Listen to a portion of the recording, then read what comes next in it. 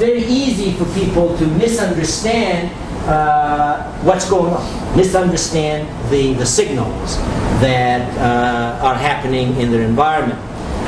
When I was in Calgary, in Canada, a few years ago, I was asked to spend a day working with the management of a Canadian oil company. They wanted to know about the Arab culture and the Syrian culture because they were investing in Syria. And I was sharing some information from our GLOBE project on the Arab culture, and there was a fellow in the room who was visibly uncomfortable, his body language.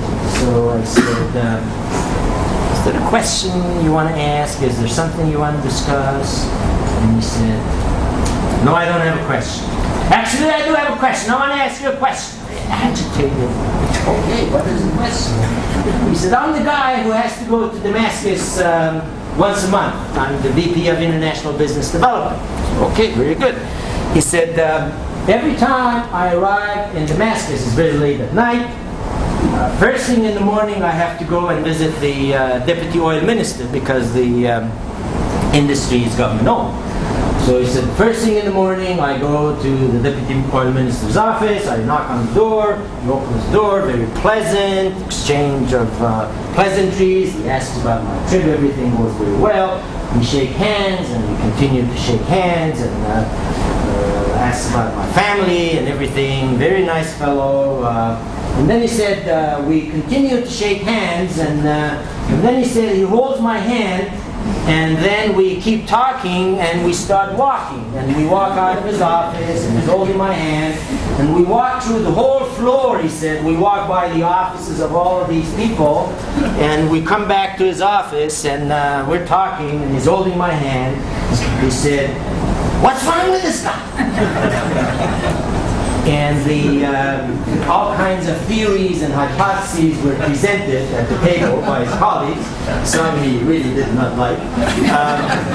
And I said to him that this deputy minister is doing his best to help you out. I explained to him that one of the distinctive features of Arab culture is what we call family or in-group collectivism. If you are a friend of mine, or a family member of mine, I trust you 100%, you trust me 100%, it's my honor and duty to be supportive of you. So I said, whenever you see two Arab men or women hold hands in public, it's a sign of deep friendship and trust. It has nothing to do with anybody's sexual orientation.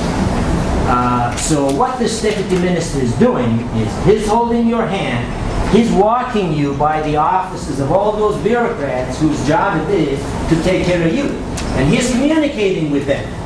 He's letting them know that this guy is my buddy. He's my friend. I trust him. I want his business done. So the Canadian guy, looking at the same behavior, the signal that was happening, the holding hands, he's interpreting it using the Canadian cultural lens. And the thing that's going in his mind is, when is he going to ask for my phone number? The Syrian guy is using his lens, which is, I'm showing you my support, my friendship, my trust. But if you misunderstand what's going on, which is easy to happen if you're not experienced in these things, if you don't know these things, you can misinterpret and take action which would actually complicate things for you. For example, if this Canadian guy walking around, being very uncomfortable with it, he pulls out his hand. What did he just do? He prevented himself from being seen as the buddy of the deputy minister by all of those guys who were supposed to help him out. So that's what I mean by to be able to influence people from other parts of the world. The starting point is to be able to understand the signals, to decode what is going on.